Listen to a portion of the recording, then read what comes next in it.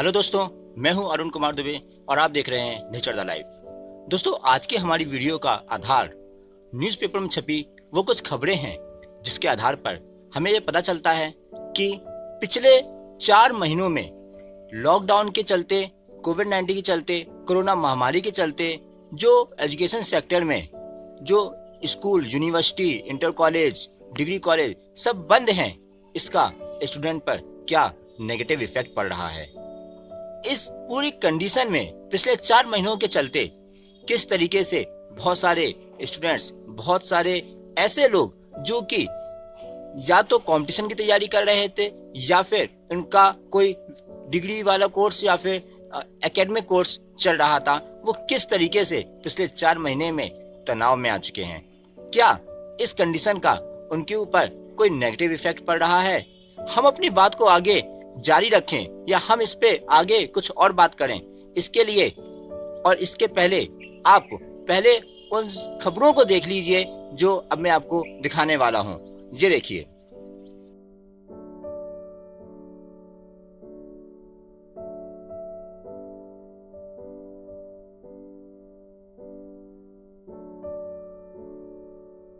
तो आपने देखा कि किस तरीके से अखबार के माध्यम से हमें कुछ ऐसी जानकारियां मिल रही हैं और हमारे आसपास भी जिस तरीके का माहौल चल रहा है उसमें भी हमने ये महसूस किया होगा, आपने भी महसूस किया होगा कि जो स्टूडेंट लाइफ के जो लोग हैं, जो स्टूडेंट्स हैं, वो किस तरीके से पिछले 4 महीनों के लॉकडाउन के चलते, पिछले 4 महीने में जिस तरीके का माहौल बना है इस कोरोना महामारी के चलते, उसमें तनाव में आ चुके हैं। उनके अंदर एक नेगेटिविटी सी फैलती जा रही है। कहीं ना कहीं ये सही भी है क्योंकि ऐसा होना लाजमी भी था। आप खुद ही सोचिए, जो इंसान कंटिन्यू काम करता रहे, अचानक उसे एक जगह बैठा दिया जाए तो उसके दिमाग तो इधर उधर भागेगा ही।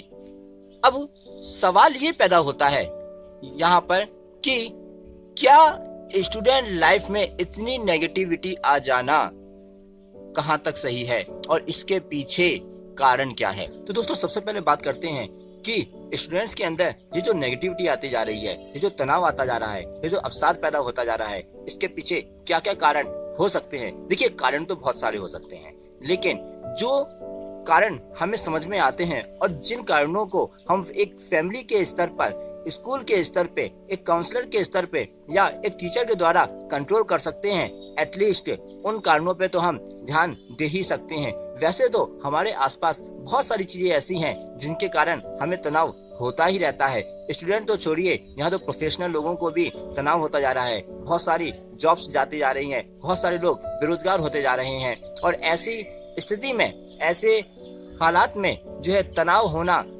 बहुत आम सी बात हो जाती है।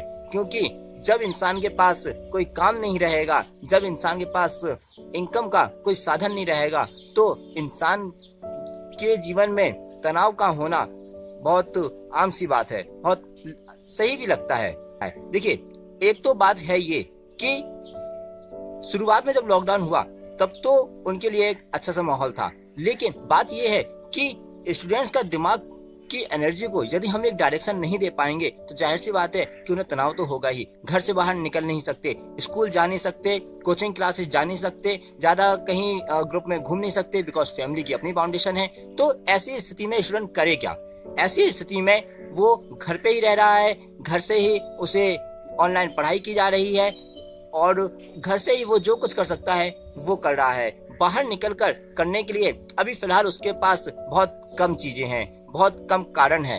अब ऐसी स्थिति में यदि उसे घर में ही रहते हुए उसके दिमाग की एनर्जी को एक सही डायरेक्शन ना दिया जाए तो जाहिर सी बात है कि वो तनाव में आ ही जाएंगे। यदि हम बहुत छोटे बच्चों की बात करें तो उन्हें तो बस एक माहौल चाहिए होता है। यदि उन्हें वो माहौल नहीं मिला तो उनका तनाव में आना, उनका गुस्सा होना बहुत आम सी बात हो जाएगी।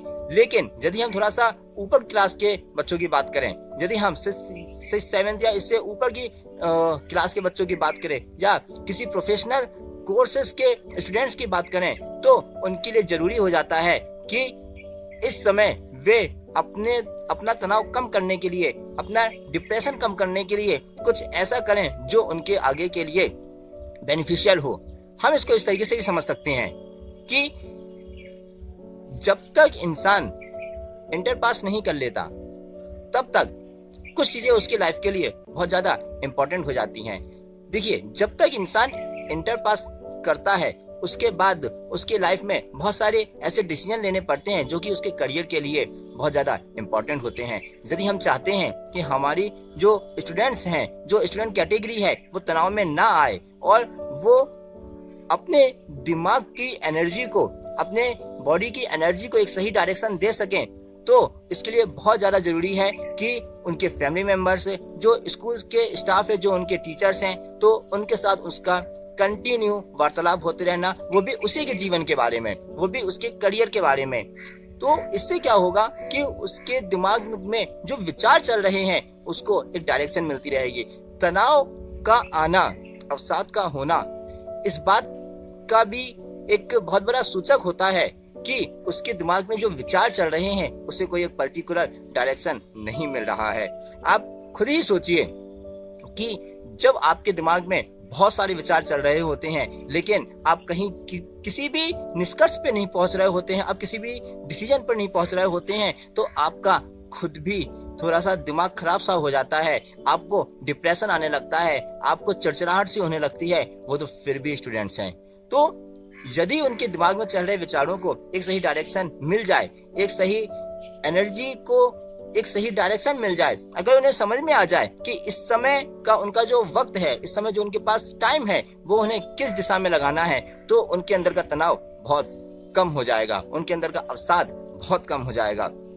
तनाव और अवसाद के पीछे एक जो बहुत बड़ा कारण देखा गया है वो ये कि इंसान सेल्फ मैनेजमेंट नहीं कर पाता। यदि इंसान सेल्फ मैनेजमेंट को सीख ले तो अवसाद और तनाव बहुत कम हो जाते हैं। स्टूडेंट की लाइफ में भी यही चीजें बहुत ज्यादा हद तक अप्लाई होती है। देखिए, सिद्धांत कभी नहीं बदलते लेकिन उसकी एप्लीकेशन बदल जाती है। सिद्धांत वही है, चाहे छोटा हो या बड़ा, दोनों को अवसाद और तनाव या डिप्रेशन जैसी चीजें तब होती हैं जब उसके अंदर चल रहे विचारों को वो एक सही तरीके से व्यवस्थित नहीं कर पाता और उसे दिशा नहीं दे पाता। या ऐसे भी कह ले कि इंसान के माइंड के अंदर जो एनर्जी होती है, इंसान के शरीर के अंदर जो एनर्जी होती है, वो उसे एक सही दिशा नहीं दे पाता, तभी उसके अंदर अवसाद पैदा होता है, तभी उसके अंदर तनाव पैदा होता है। और चूंकि ये एक सिद्धांत है और इसकी एप्लीकेशन अलग अलग है, तो सिद्धांत तो सेम रहेगा और उसकी एप्लीकेशन जो है वो स्टूडेंट के लिए अलग हो जाएगी और एक प्रोफेशनल इंसान के लिए अलग हो जाएगी। यदि हम स्टूडेंट्स की बात करें तो उसमें स्टूडेंट्स के केस में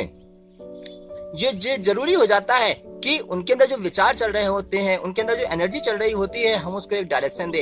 अब बात यह है कि वो डायरेक्शन मिलेगा कैसे, अब बात यह है कि वो एनर्जी को डायरेक्शन मिलेगा कैसे। इसके लिए सबसे पहले फैमिली मेंबर्स का बहुत बड़ा हाथ होता है। इसके लिए फैमिली मेंबर्स को कंटिन्यू हर रोज जो है कुछ ना कुछ वक्त ऐसे टॉपिक के ऊपर अपने बच्चों से बात करनी चाहिए जो बच्चों के जीवन से रिलेटेड हो, ना कि माता पिता के जीवन से रिलेटेड हो। जब बच्चा ये समझ जाता है कि जो डिस्कशन हो रहा है वो बच्चे के जीवन के लिए कैसे इम्पोर्टेंट है, तब हो सकता है कि जो स्टूडेंट्स है, जो बच्चा है, उसके दिमाग में चल रहे विचारों को एक डायरेक्शन मिले। इसमें हम एक ये भी सुझाव अमल में ला सकते हैं कि जब तक बच्चे 8th क्लास तक के होते हैं, जैसे 6th 7th 8th क्लास, तो 6th से लेके 8th क्लास तक के बच्चों को जो है इस बात पे फोकस करना चाहिए, उनके फैमिली मेंबर्स को भी और स्कूल स्टाफ को भी, कि उनके अंदर की स्ट्रेंथ और वीकनेस क्या है। तो आशा करता हूँ कि आज के इस वीडियो से स्टूडेंट में चल रही अवसाद, तनाव और डिप्रेशन से रिलेटेड प्रॉब्लम को हम कैसे दूर कर सकें, इसके बारे में कोई एक रास्ता आपको जरूर सूझा होगा। और आशा करता हूं कि आज से ही आप इस बारे में सोचेंगे और अपने स्टूडेंट्स के साथ, अपने बच्चों के साथ इस बारे में डिस्कस करेंगे। अगर आपको ये वीडियो अच्छी लगी हो तो इस वीडियो को प्लस शेयर कीजिएगा, लाइक कीजिएगा। Thank you so much.